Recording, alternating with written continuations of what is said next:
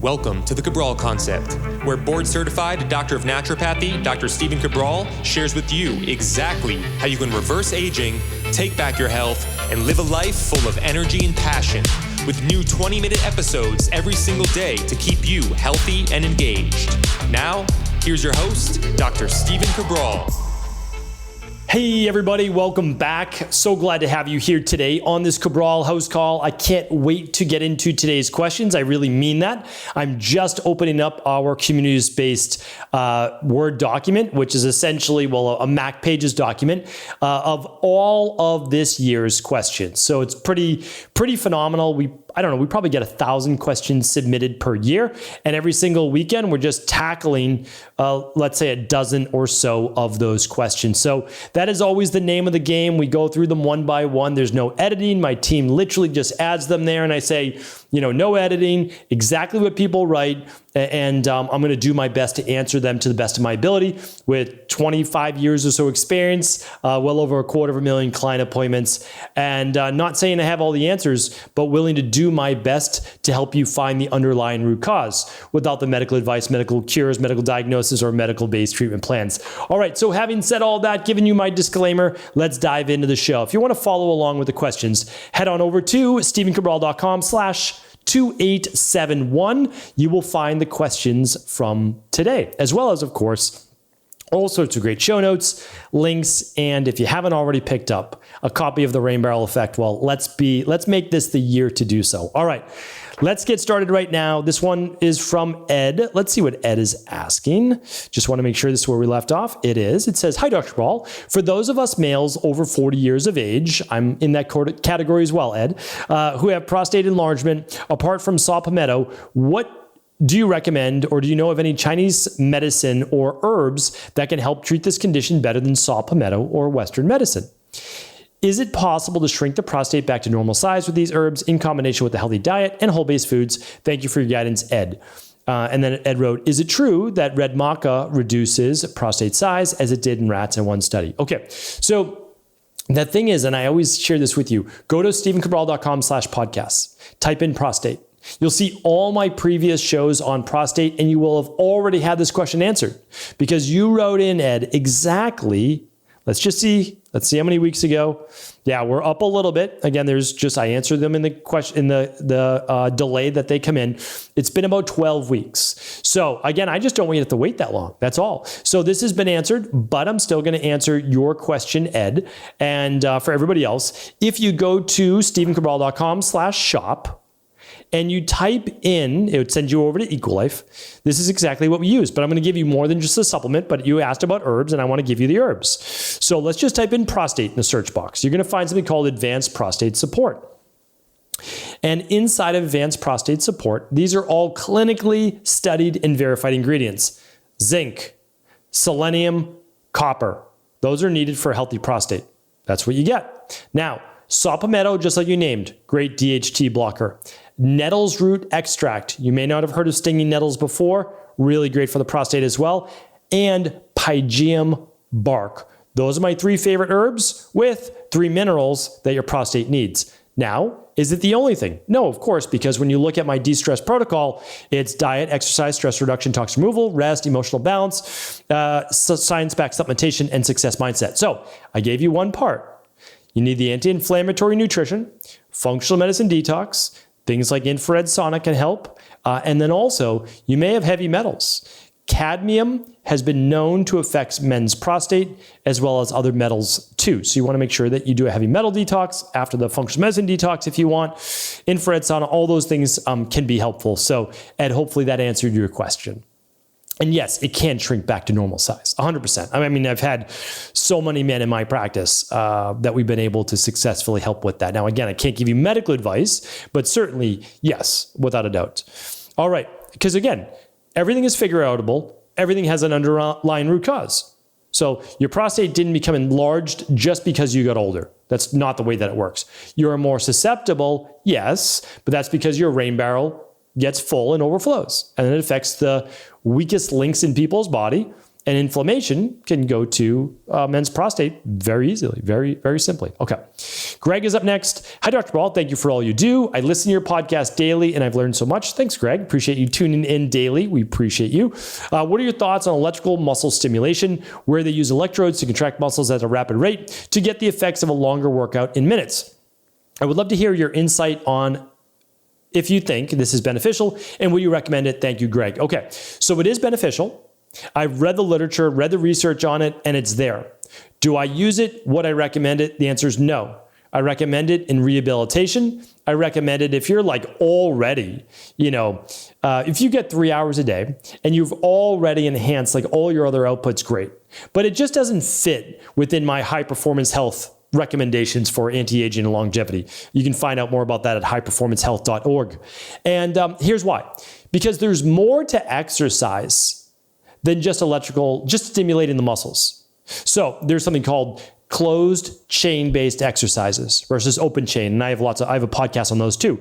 But you actually want to work on the entire body as one. Looking at electrical muscle stimulation is almost akin to using like green medicine. Okay, I'm going to use niacin for depression. Well, you shouldn't do that. I mean, like you can use it as part of a protocol, but it's kind of like, I'm going to use SSRIs. It's like, well, okay, understood. Like in the short term, fine. But like, let's go deeper. Why? Why is this here? Don't just say it's genetic, right? So that's what I'm looking at. I want the cardiovascular benefit, the max VO2 benefit. I want the closed chain postural strengthening from that. I want the motor unit control over not just stimulating the pectorals or, let's just say the quadriceps. I want to get more involved in the stabilizing muscles. I want all of those things. Now, can EMS get you many of those things? 100%. No doubt about it. I still believe in needing to do the work. So I'm a big advocate of that. All right. So hopefully that was helpful. There's a time and place, no doubt about it. But if you're not already doing 3 strength training workouts a week, I wouldn't replace any of those. I really wouldn't. And if you're not on, anabolic steroids, I recommend for most people, 3 full body workouts a week, Monday, Wednesday, Friday, Tuesday, Thursday, Saturday, a day off in between for recovery. Some people might even do less. But you find the right program for you. I can't give a blanket statement. And then of course, if you want to do electrical musculoskeletal stimulation, you could maybe even for a lagging body part or an injury, like that's a different story. And actually I've done that before when I have been injured. And so I think there's a time and place for everything that's healthy. All right, let's see. Ed is up next. Might be the same Ed as our first question, but let's check it out. Dear Dr. Cabral, thanks for all the great information and help you're providing people out there. I've been struggling or dealing with dandruff since childhood, and I'm now in my 40s and still struggle with it. Both my mother and brother don't have dandruff, but my father and grandmother on my mother's side also struggled with it. Does that mean it's genetic? Though using Head & Shoulders shampoo helps, I hate using it because of the vast chemicals it has in it. I get buildup on my scalp if I don't use some kind of anti-dandruff shampoo. I have tried to limit my sugars and processed foods, but dandruff built up. Okay.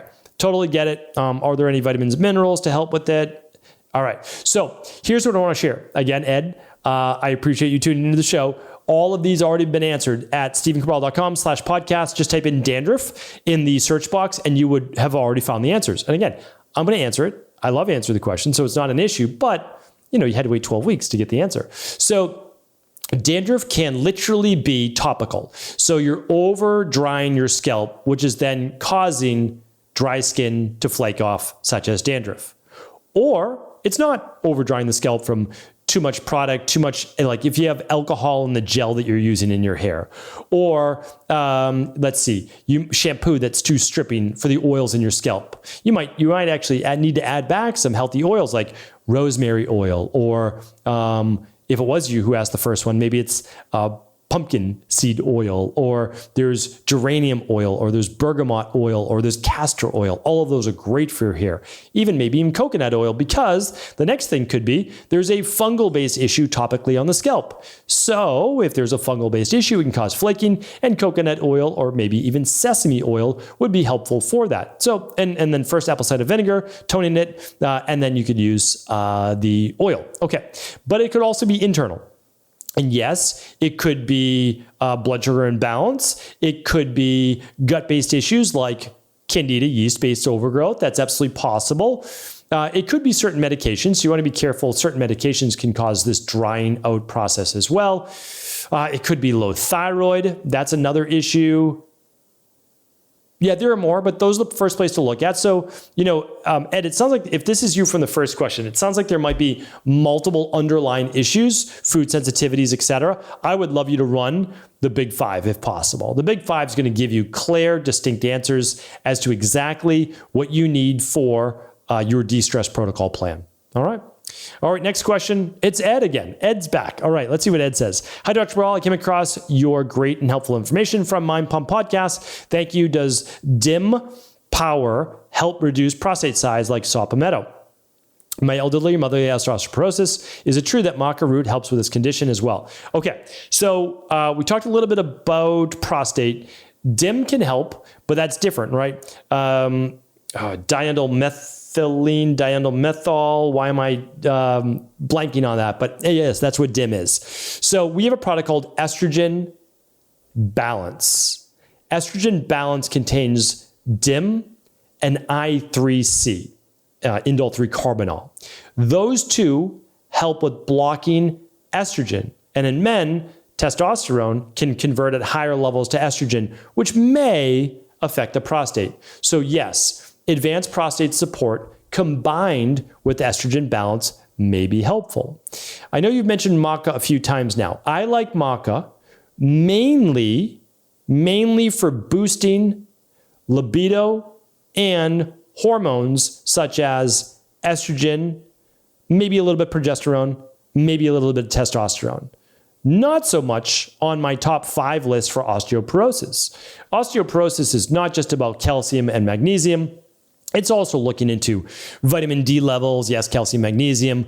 What else? Selenium, strontium. Like there's a bunch of vitamin K2, right? But all of those can be taken care of with the daily foundational protocol. And we've got a great bone support product and CalMag Complete. And then you're good. I don't know that anybody's lacking maca root that it would cause osteoporosis. Then you want to look into walking on an incline for an elderly parent. If they can, of course, they can even hold on. That's okay. But that helps with bone density. Walking on flat surfaces, not so much. Okay. And then strength training a couple times a week for elderly as well. Really important. All right, let's get in one more question. This one's from Lara. Lara says, hi, Dr. C. I have a question about vegan omega-3 oil. It contains 609 milligrams of EPA and 1,158 milligrams of DHA and 157 milligrams of DPA. Is that a good ratio for a vegan omega-3? We were checking the ratio of Equal Life's non-vegan and there's more EPA than DHA, but they also add sunflower oil. How come? Thank you for your amazing work. Hope you and your family are well. I'm hoping you're well as well, especially this holiday season. If you're tuning in at this point, I thank you. I appreciate you. So here's the thing. We look for a 2 to 2.5 ratio of higher EPA to DHA. But it's almost impossible to find in vegan-based forms, which is why they just don't work as well. I have been trying to create my own vegan omega-3 for about 18 months. I can make it happen, but the manufacturer has to use what I'm going to refer to as toxic solvents in order to be able to extract from these omega-6 oils like sunflower oil, the EPA and DHA, and I will never compromise my ethics. And so I'm not going to give you an oxidized omega-3. It defeats the purpose. So that's the issue. Now, there's some decent brands out there. It's not that there isn't, but you can get DHA much easier from vegan-based omega-3 sources. It's the EPA that's the challenge, and that's what you're finding right now. They have a 2-to-1 ratio of DHA to EPA when it should be flipped. It should be a 2-to-1 of EPA to DHA. And please check out all of my case studies, all of my lab results. I don't want the gold star for this, but I don't think that anybody's ever run more omega-3 labs and inflammation labs than we have. And again, we don't need a gold star for that. It's just we have the research. And I used to give everybody higher DHA to EPA too about 13 years ago. Well, now, the years keep on coming. 15 plus years ago. But the truth is, when I saw the lab data come back, it made me say, keep an open mind. Oh, this isn't actually correct. It's not that you're harming people. It's you could be doing more help, more good. And that's giving more EPA to DHA. Once we started doing that, game changer, everybody's ratio started to get into the ratio they should be by taking 2 to 3 grams per day of omega-3s. Not a mega dose, just 2 to 3 grams per day. And for children, a half a gram, maybe a gram when they get to be a teenager. All right, that is it. Hopefully that was helpful. Thank you so much for writing in today. I'll be back tomorrow answering more of our community's questions. Take care. I want to sincerely thank you for your support of this podcast. I couldn't do it without you, and I mean that. I truly do. I also want to make sure you knew that we now have multiple ways for you to find your answers to the most difficult health, wellness, weight loss, and anti-aging questions. You can find podcast-specific topics like thyroid, adrenal, hormones, sleep, digestion, Ayurveda, and many more at stevencabral.com/podcasts that will then link you to your favorite Apple, Spotify, and other podcast players. Plus, all new podcasts and weekly exclusive video content is being added to our YouTube channel at youtube.com/Stephen Cabral. And that's Stephen with a PH. Head on over and subscribe so that you don't miss any of the exclusive content.